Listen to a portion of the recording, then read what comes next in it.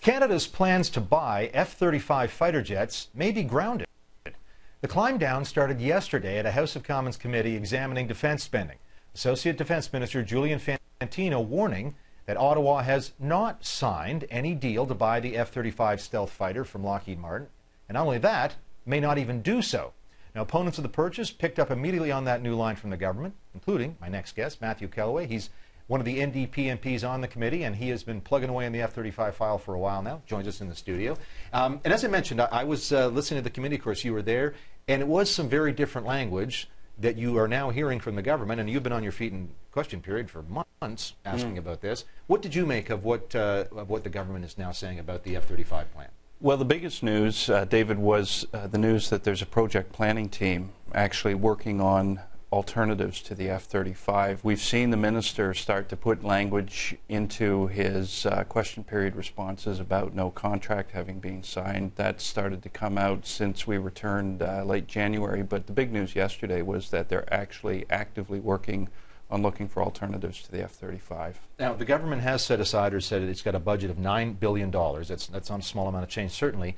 But we certainly need fighter jets. I think you'd agree we do need at some point replacements for the CF-18. Is $9 billion an appropriate amount? Less, more? Would you like to have that amount discussed?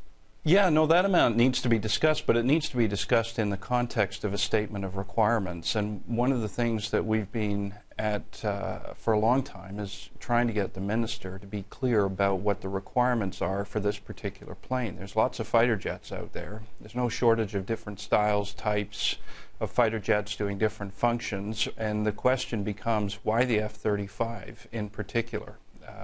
There's no statement of requirements that points to that particular plane being the one that Canada needs. And of course the government's line is saying, well, that's the only stealth fighter jet, the only fifth generation fighter jet. We see China and Russia are building these planes, and so Canada needs to have stealth fighter jets. Do you think we need to have that stealth capability? Would that be an important requirement? Well, it's unclear. I mean, if this is about Arctic sovereignty, then I don't think we need stealth capabilities, and we certainly don't need a fighter jet with one engine and very limited range.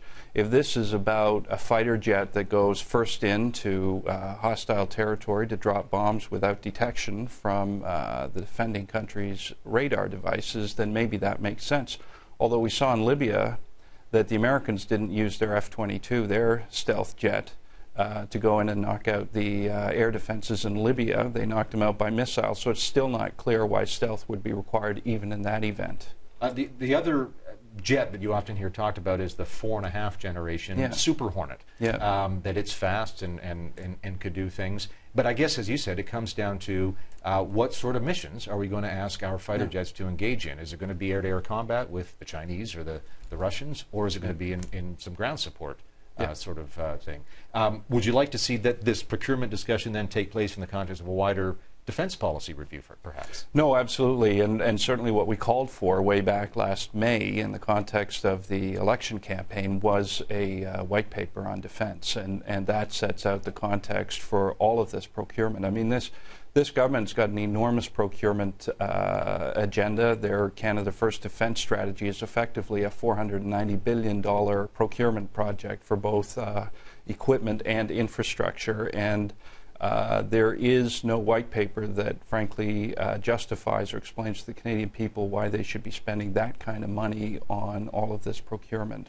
So that's the starting point. That's the advantage of the tender, most certainly, is that it would force this government to be clear about its requirements for this plane, and those requirements would be held up for scrutiny to the Canadian public. Now, in terms of the policies of this, because there's the policy issue, but in terms of the politics, one of the lines we've often heard from the opposition, I think you guys, but certainly the Liberals, is you're spending money on planes and prisons, or you should be spending it on other priorities. Would it be fair to say then that the NDP at some point will say it is appropriate to spend money on planes, so long as we have, as you say, a certain requirement and it fits in with our policy goals? Yeah, we talk a lot about the jets and jails agenda from the Conservatives. And and certainly the CF-18s need replacement by 2020, and that's one of our concerns, is that there's going to be an operational gap post-2020 because the Chief of Air Staff has been very clear that those CF-18s, and we've seen the numbers, the flight hours out of the department, the CF-18s don't go beyond 2020. And so it doesn't look like the F-35 is going to be ready by 2020, and that's part of the urgency to putting this thing out for tender and figuring out what we're going to do about that looming operational gap that we have.